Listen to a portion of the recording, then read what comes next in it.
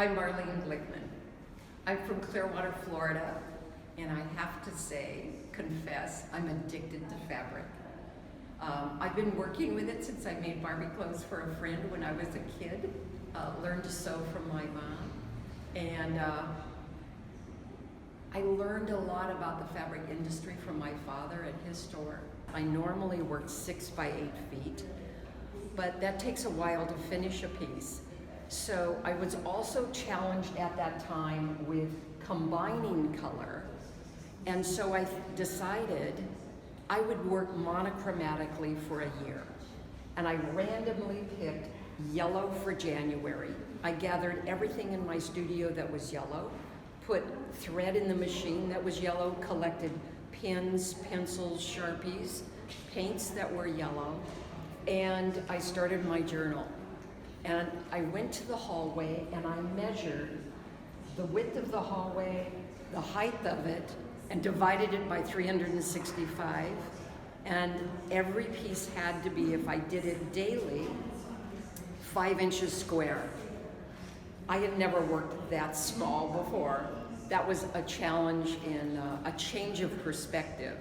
But I had a box of yellow on my design table, and every day I'd go into the studio, whether it took me 15 minutes or on the weekend 3 hours, and I would pick up a piece of fabric.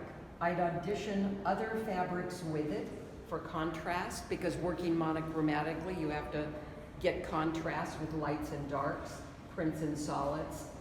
And when I found a design I like, it was like, okay, now how do you make the design stick together? And more of that I'll cover in the workshop I'm teaching at Florida CraftArt in April. But I would fuse, which is like a dry glue, apply heat, and it sticks together. But then I could draw with my sewing machine, and actually, this one doesn't have great contrast until you get up close, but I drew a figure with metallic threads to emphasize the collage design that I'd done. You'd see the contrast a little more in this tree, but it was a way to experiment with all different techniques and designs, but working monochromatically in that color. So color wheels have, 12 basic colors, so I pick a new color every month. And as I got into it, I got addicted to that small format, do anything I want process, and explore design concepts as well as any technique I wanted.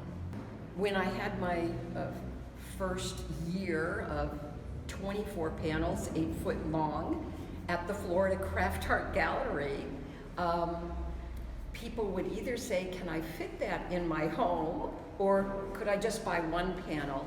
Or other people would say, how did you do, like let's say, how did you make a design on velvet? Or how did you get that coloration? Because I dye my own silk and fabric or paint it. And that led into workshops, because I was more than willing to share the process. I've taught this process to ceramicists, glass artists, painters, quilters. Any artist needs a daily design to kind of get the juices flowing. It doesn't have to be perfect, and a small format, who cares? 5 inches, who cares? How long it took you, whether you like it or not, but you learn by doing that daily design process. And so I kind of challenge people, no matter your medium, think of something you could do every day. Some people do a sketch, but I had a ceramic artist said I could do a tile a day. And she liked that idea of exploring different imagery on her tiles, different clays. So it works in any medium, not just fabric. So here's the piece at Florida CraftArt. I hope you enjoyed the show.